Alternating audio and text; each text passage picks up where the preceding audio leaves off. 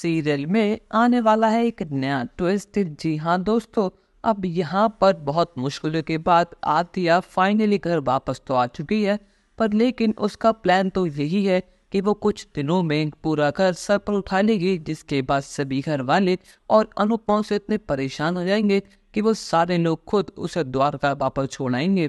पर लेकिन अब यहाँ पर रात में आद्या के मन में पुरानी यादों का सैलाब आ चुका है। जी हाँ दोस्तों, अब उसके मन में 15 साल पहले जो हादसा हुआ था उसका तूफान फिर से उठने लगा है, जिसकी वजह से आद्या अब बहुत बेचैन है। अब यहाँ पर आद्या को अपने आश्रम और 15 साल पहले हादसा जो हुआ था उसकी सारी यादें उसकी आंखों के सामने फिर से आ रही हैं, जिसके चलते अब आद्या यहाँ से रात को बिना किसी को बताए घर से भाग जाने वाली है। पर लेकिन अब यहाँ पर अंधेरी रात में कुछ गुंडे आद्या को पकड़ लेते हैं और आद्या के संग बदतमीजी करते हैं। पर लेकिन अब यहाँ पर आद्या बहुत कोशिश करती है, पर लेकिन आद्या उन गुंडों से बचकर भाग नहीं पाती।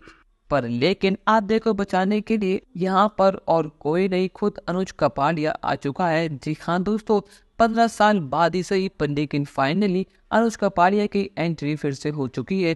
पर लेकिन यहाँ पर अनुज का हुलिया देखकर तो आद्या खुद हैरान है। उसको एक पल के लिए यकीन ही नहीं होता कि ये खुद उसके पॉप्स है।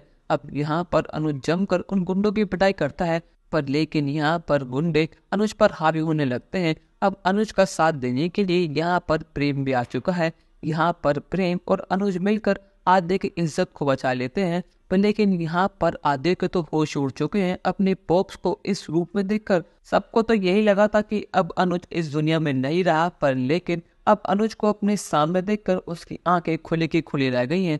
पर लेकिन यहाँ पर इन 15 सालों में अनुज को कुछ भी याद नहीं है कि अनुपमा और छोटी कौन है। जी हाँ दोस्तों, यहाँ पर अनुज ने अपनी याददाश्त खो दी है और वहाँ दूसरी तरफ अनुपमा को एहसास हो चुका है कि उसकी बेटे किसी बहुत बड़ी मुसीबत में है।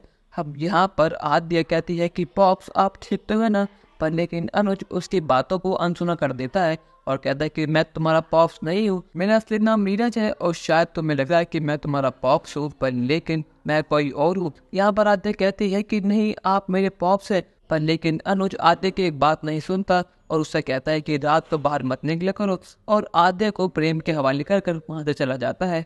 अब यहाँ पर अनुपमा अपनी बेटी को ढूंढते हुए वहीं पहुंच जाती है और रास्ते में उसे अनुज दिखता है।